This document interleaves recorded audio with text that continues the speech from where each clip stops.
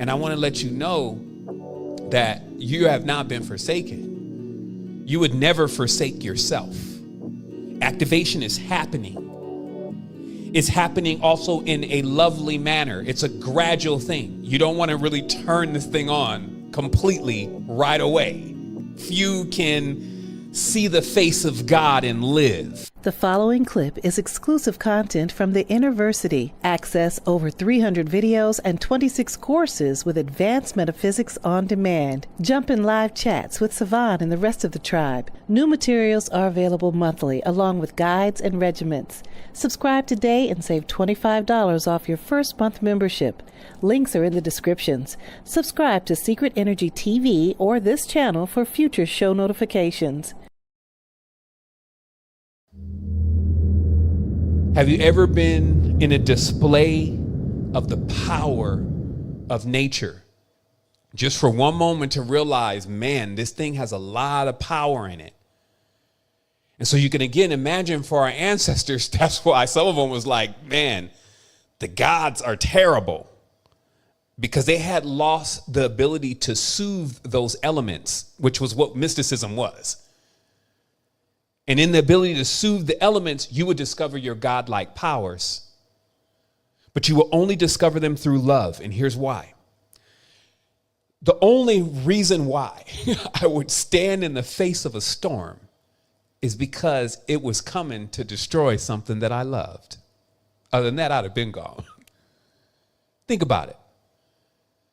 Who can stand in the face of something so terrible and try to command it, try to soothe it, try to do anything to prevent it from destroying what they love? Do you see where the connection is there? So if you went to try to do it by yourself, you wouldn't have enough energy. There wouldn't be enough essence and strength within your own being. If you were just so selfish and just all about yourself, you would have to have like all of this heart. And then when you had that heart, that storm would respond. It always reminds me of like the old flick with the Gandalf on the edge of the cliff and the thunder and the waves and the whole nine. He's, you get back, you. This is what but what would you be doing that for? I mean, for your selfish self? No, it's not possible. So always remember, the more that we're able to love, the actual more power we truly have. And that became known as the warriors of love. Because when the martial arts began, this is the dog eat dog. This is the totem of the dog itself. When the martial laws came in to control the dragon, meaning that all of us have a dragon within, like the Bruce Lee story. But the martial arts are either you train that dragon or it completely overwhelms the space. You see what I mean? It's like you can't control the fire. Versus for those who have that kind of vigor, right now, we kind of even trying to get the vigor back. Like they got something in the food and the water, so it can't be like, oh.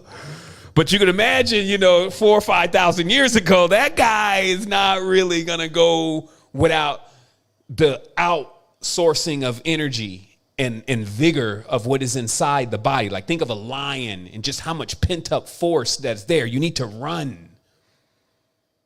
And so this is where we get an opportunity to test our metals in the elements. This is the crucible.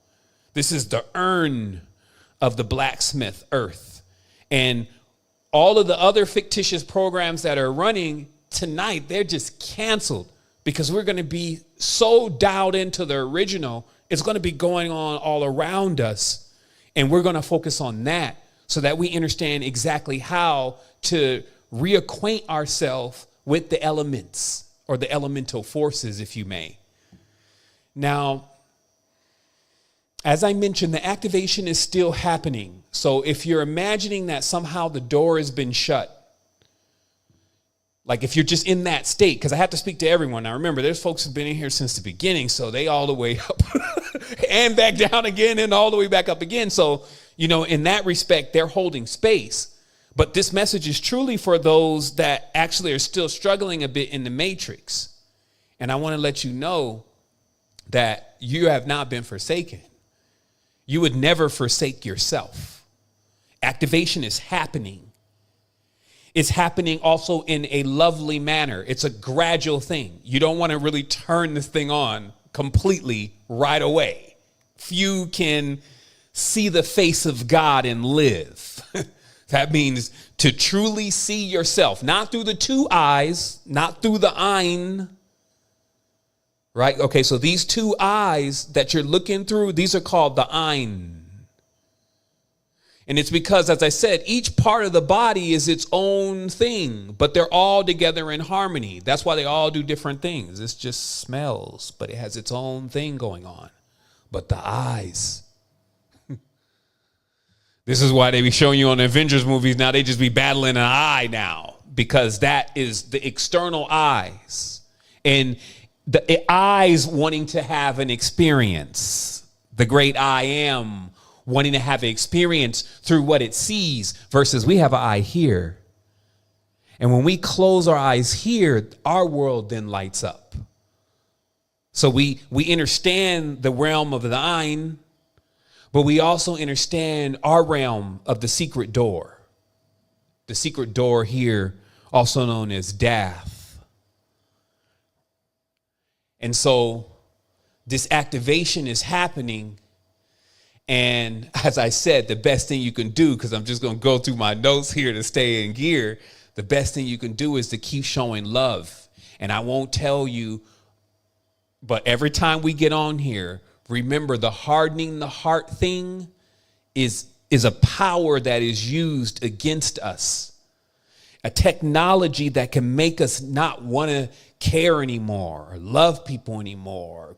All of that, the hardening of the heart.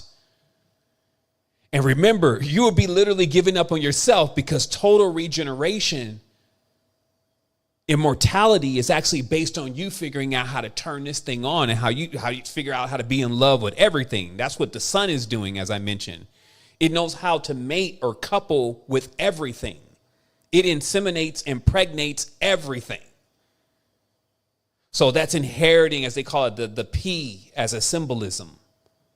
So watch this. This is why, I still be like, I guess we're all gradually learning, because sometimes I'd be looking to these quote unquote masters and I'd be like, yo, why haven't they explained this like this, when I get the visualization and the download of the wisdom. And what this was about is, so you know how they call this up here the 1,000-petal lotus. Right? Have you heard that term? Let's just by wave a hand. Y'all still awake over there? Am I sound good?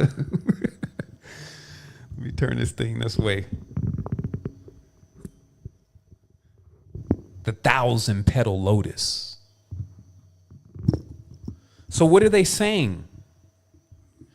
Technically, literally technically, what they're saying is that there's 1,000 interface pins coming out of this, plugging into the next sphere.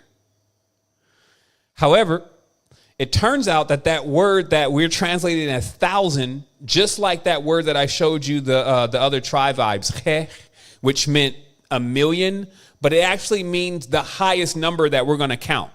Because the ancestors was like, okay, they didn't just keep counting. They had the top number, and they just used that number. So that's what they meant about this lotus up here.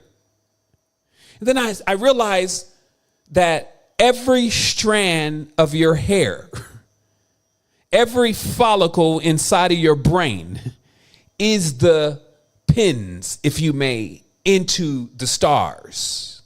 Okay?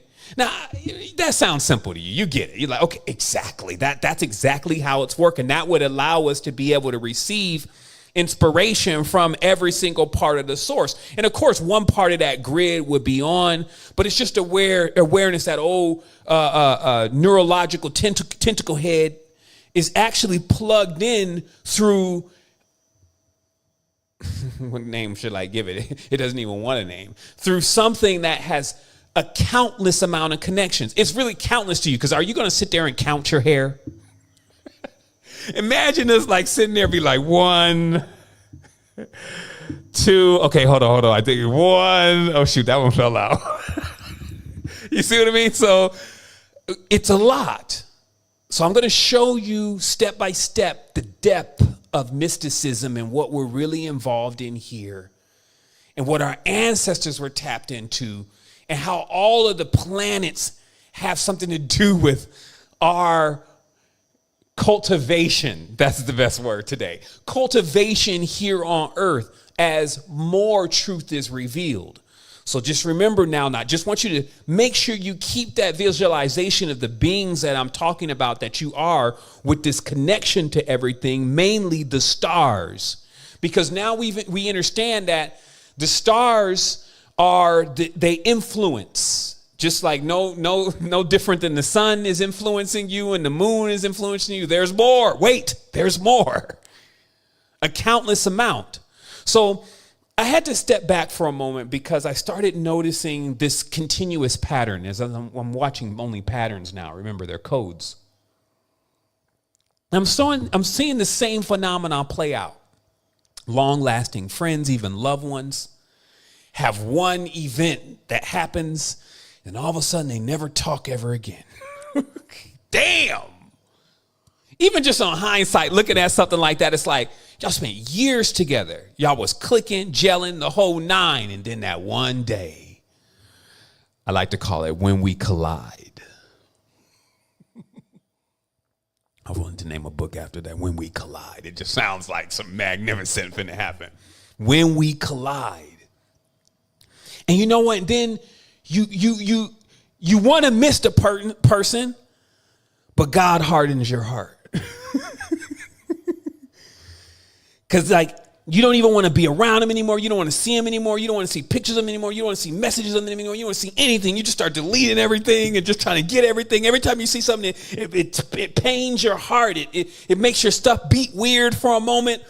And it's just like, man, what happened? I thought about people that it happened to me with them.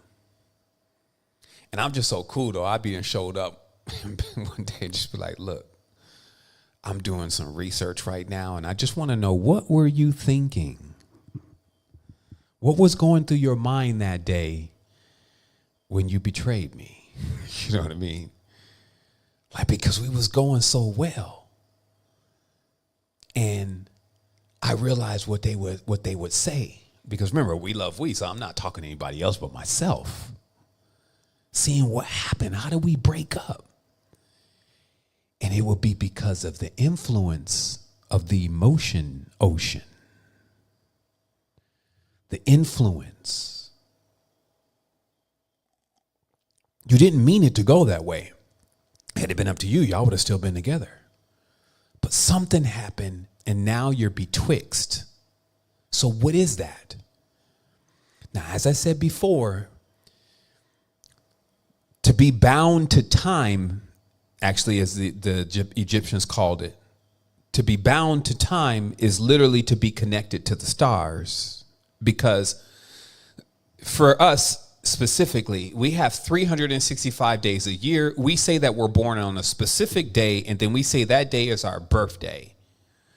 So as gods, basically, we then take on the energy and the lifestyle of the character from that birthday. And others share the same birthday too in the world. Generally, we're spread out a little bit further.